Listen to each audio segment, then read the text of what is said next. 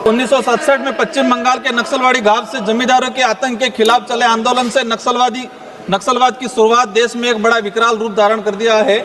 आज गृह मंत्री अमित शाह जी द्वारा 31 मार्च 2026 को देश में नक्सलवाद मुक्त करने का दावा किया, उसका हम स्वागत करते हैं। माननीय सभापति महोदय, हम बताना चाहेंगे, आज नक्सलवाद उन्मूलन की चर्चा हो रही है। इस सदन के अंदर आदिवासी रिजर्व सीट से 47 सांसद आते हैं, 47।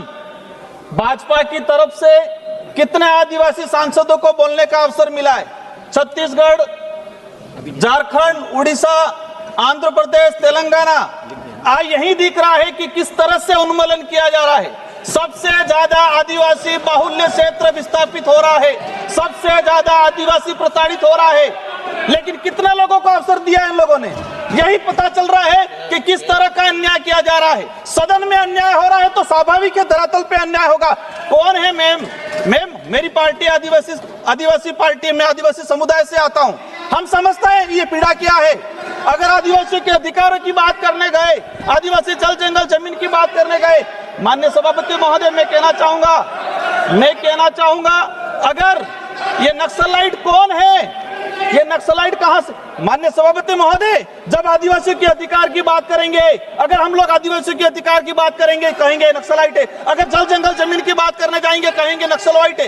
ये एक जो आदिवासी समुदाय अपने हक अधिकार के लिए लड़ाई लड़ता है तो उस पे थप्पा लगा दिया जाता है। माननीय सभापति महोदय, इन लोगों पे हथियार कहां से आ रहे हैं? जो आदिवासी शहर में जाके ढंग की चप्पल खरीद के नहीं ला सकता, उस आदिवासी के पास आधुनिक हथियार कहां से आ रहा है? इन लोगों का इनकाउंटर क्यों नहीं हो रहा है? उन लोगों की गिरफ्तारी क्यों नहीं की जा रही है? माननीय सभापति महोदय, अच्छी बात हम चाहते हैं, खत्म होना चाहिए, लेकिन यही सलमा जुड़ो चला था 2005 से 2011 तक। 2000 के आसपास आदिवासी मारे गए, नक्सलाइट की तरफ से भी मारे गए, सेना की तरफ से भी मारे गए। लगभग उस समय कई जवान शहीद हुए और 1 लाख आदिवासी समुदाय विस्थापित हुआ उस दौरान। आज चलाया जा रहा है। मैं कहूंगा अभी जो वर्तमान में देश में हालात हैं, देश में हालात क्या हैं? कितने लोगों को जमीनों से विस्थापित किया गया है। आजाद हुआ देश तब से लगा के आज तक 22 लाख आदिवासी विकास के नाम की परियोजना की वजह से उनको विस्थापित किया गया। भाजपा सरकार के अंदर 10 लाख आदिवासी 2014 से लगा के 2026 तक 10 लाख आदिवासी परियोजनाओं के नाम से विस्थापित हुए हैं। माननीय सभापति महोदय, ठीक है, जो आदिवासियों को कलम पकड़ाने की जरूरत थी, आज 15-16 साल के बच्चे हथियार कहां से ला रहे? कौन पहुंचा रहा है उनके पास? कहां से आ रहे हैं ये हथियार?